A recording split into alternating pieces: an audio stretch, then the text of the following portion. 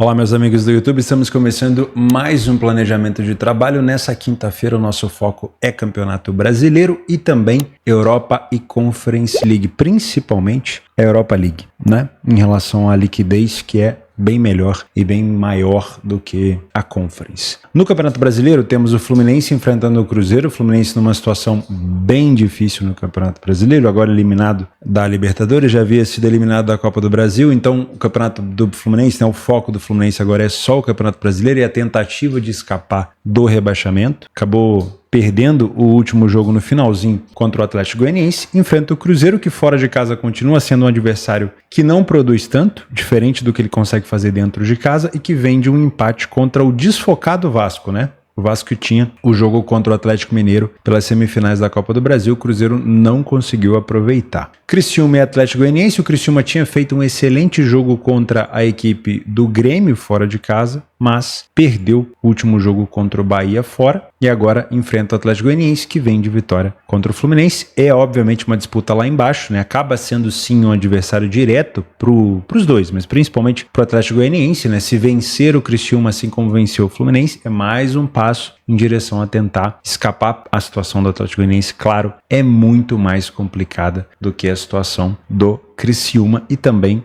do próprio Fluminense. Além disso, na Europa League a gente vai falar sobre Ferencvárosi e Tottenham. O Tottenham que estreou com vitória e agora enfrenta o time da Hungria fora de casa. Também vamos falar sobre Braga e Olympiacos. O Olympiacos, o atual campeão da Conference League, foi campeão em cima da Fiorentina. O Porto recebe o United em Portugal. O United que estreou com um empate contra a equipe do Twente, e o Porto que visitou e perdeu para o Bodoglin. E lá na Conference League, um dos únicos jogos que me interessa é o Chelsea enfrentando o Ghent. Dentro de casa, o Chelsea que pode talvez jogar com um time misto, mas bem favorito aqui contra a equipe belga do Ghent. Meu nome é Theo Borges, esse é mais um Bom Dia Mercado, nosso planejamento diário sobre apostas e trade aqui no YouTube. Eu espero conseguir te ajudar a fazer o melhor planejamento possível para essa quinta-feira, dia 3 de outubro.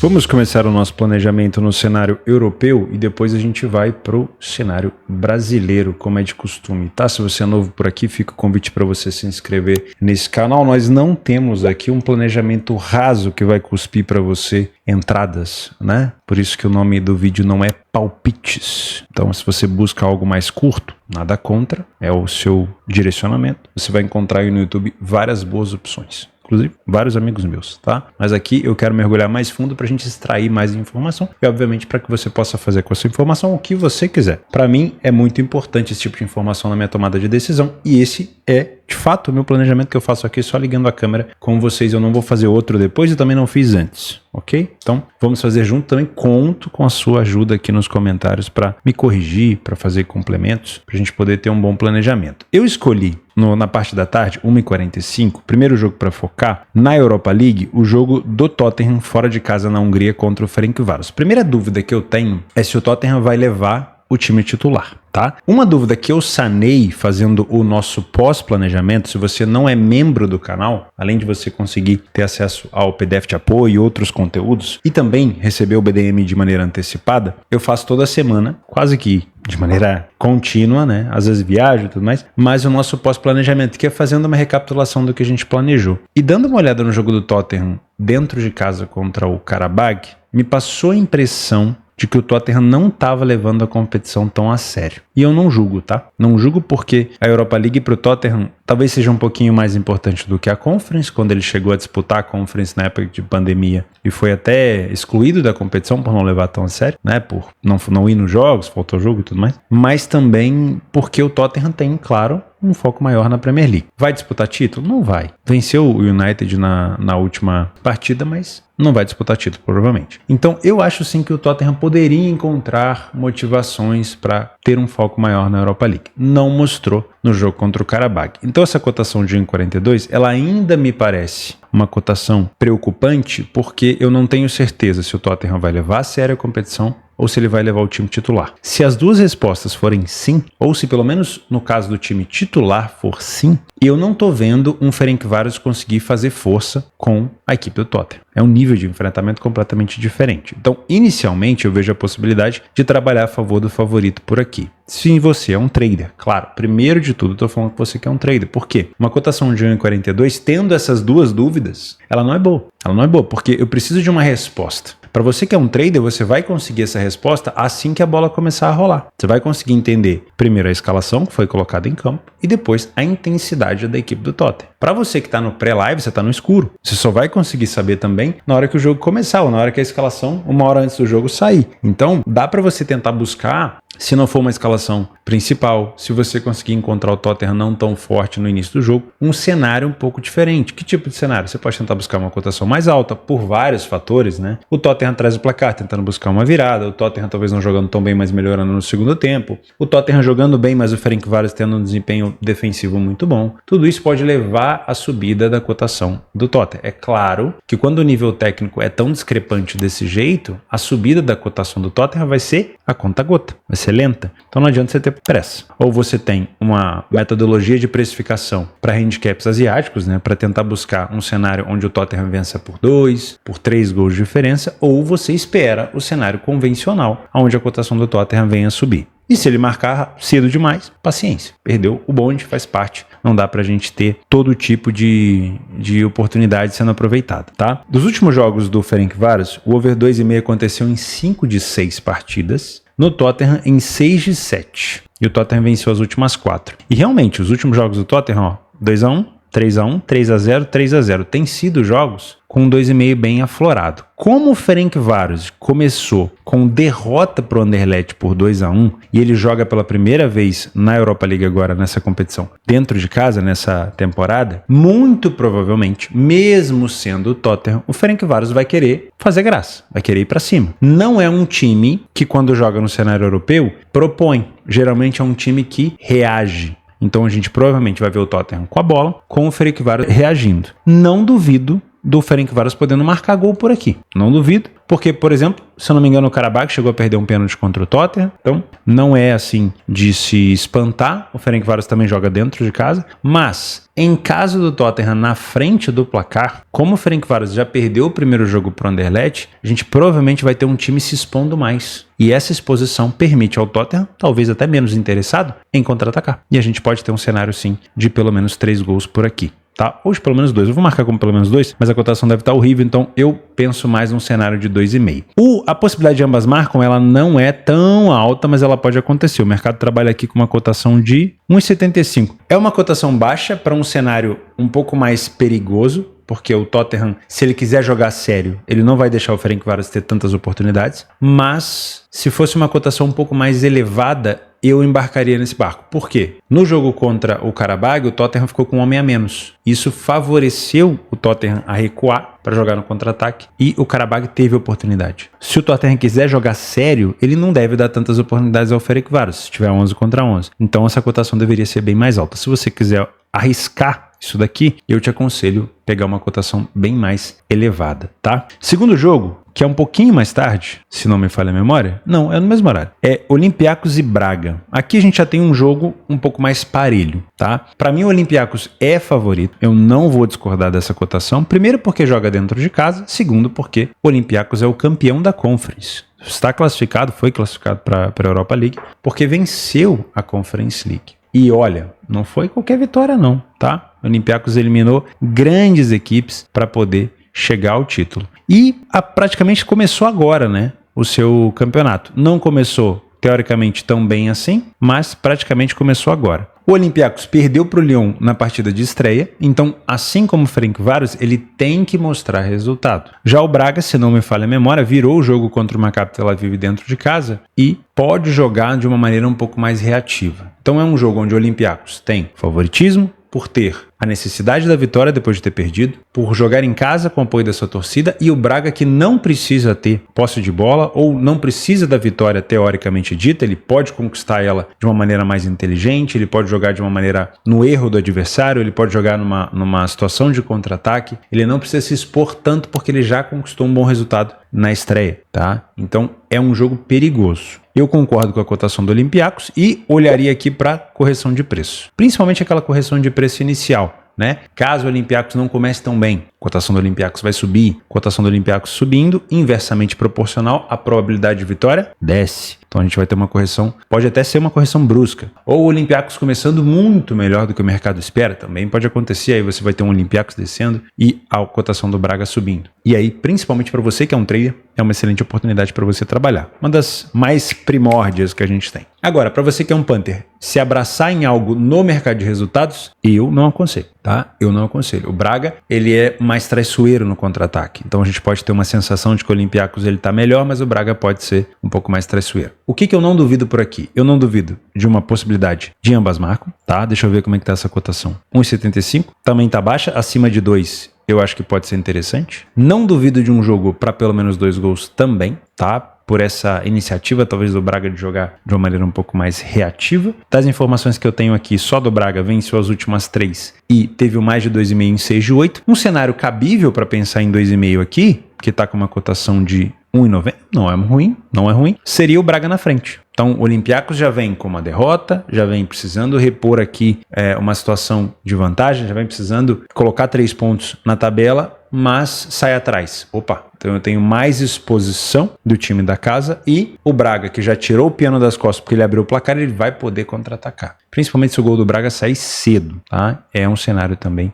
que eu gosto bastante. Depois disso a gente vai lá para as 16 horas para o jogo do Porto contra o United, jogo das duas equipes que se complicaram no jogo de ida. O United ainda mais, né? Porque apesar de ter somado 1 ponto, empatou com o Twente. Claro, você vai me perguntar, poxa, mas o United vai focar na Europa League? Vou ser sincero, seria uma competição para o United até pensar em vencer se ele levasse a sério, tá? Mesmo com o Ten Hag no comando da equipe, que eu particularmente não sou um fã, achei que o Ten Hag rodaria, que alguns jogadores também que teriam uma barca muito maior e não rolou essa barca inteira do United, né? Tem muitos jogadores que ainda estão lá que não fazem tão bem assim para o clube, principalmente a comissão técnica, na minha opinião. Mas se o United levasse a sério, sim, poderia disputar o título assim como o Porto, né? Só que Porto começou já com uma estreia de derrota lá enfrentando o Bodoglin e o United já vacilou em casa contra o Twente. Então, na minha opinião, é um jogo dificílimo. Quando é um jogo difícil, onde a gente não tem como se abraçar, não tem um fundamento, a não ser que você tenha uma bola de cristal, a gente começa pela correção de preço, principalmente para você que é um trader. Espera o jogo começar, identifica se existe alguém se destacando no comportamento inicial e busca uma correção de preço comum, padrão. Agora,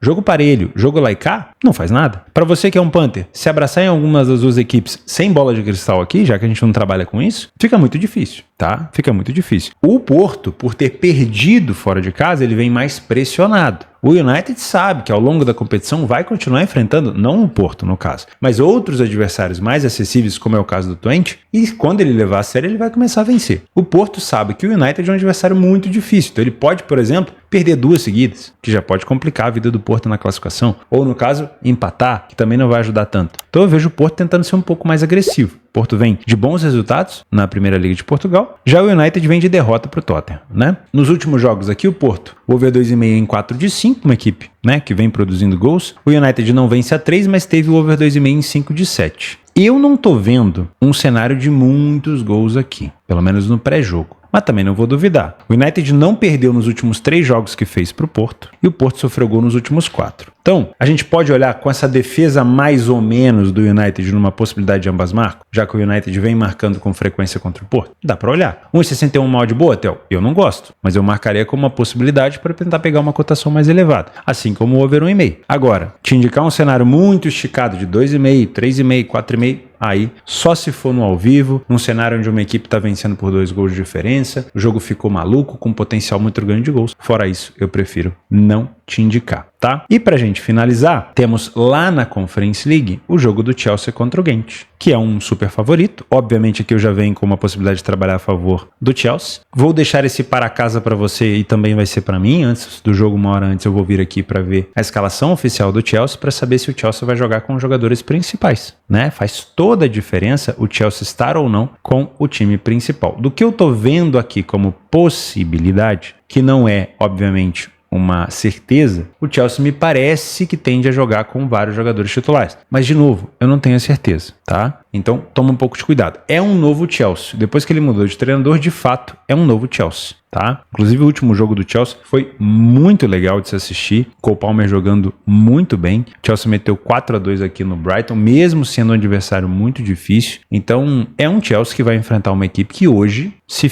conseguir fazer frente contra o Chelsea, vai ser uma grande surpresa. O Chelsea vai fazer a sua estreia na competição, né? A Conference está começando praticamente agora. E a única dúvida que eu tenho, e essa dúvida, como eu sou um trader, vai ser sanada no ao vivo, é o real interesse do Chelsea nessa competição. Porque vamos ser sinceros, na frente da Conference League pro Chelsea tem a Copa da Liga Inglesa, a FA Cup, a Premier League. Não é uma competição assim extremamente importante que o Chelsea vai dar tanto foco. O Tottenham, quando jogou a Conference League, como eu venho contando para vocês, ele nem chegou a terminar, né? Ele foi sacado por conta da pandemia, não esteve presente, não estava tão afim. Então eu tenho minhas dúvidas. Agora, se você encontra aqui um Chelsea focado, essa cotação de 1,25 é excelente para você que é um trader. E se você é um Panther, um handicap asiático, talvez até um menos 2,25 com o Chelsea com o time titular jogando, pode ser interessante. Agora, um Chelsea com time misto, time de juniores, time da base, aí tudo fica mais difícil. E aí no para casa, se você encontrar isso, eu te aconselho nem fazer nada, tá? É um jogo com potencial de goleada até do Chelsea, se ele quiser, né? O Ghent não é um time descartável, mas obviamente o Chelsea é muito mais time por aqui, tá? Das informações que eu colhi, o time do Chelsea venceu os últimos 4 jogos seguidos, não perde a 5, mais de 2,5 em 5 de 7, venceu o primeiro tempo em 4 de 5. A vitória no HT do Chelsea também pode ser interessante com o time titular. O time do Ghent, ele saiu na frente nos últimos 7 dos 8 jogos. Ou seja, se mostra com iniciativa. Mas, claro, não é o nível de enfrentamento da Bélgica,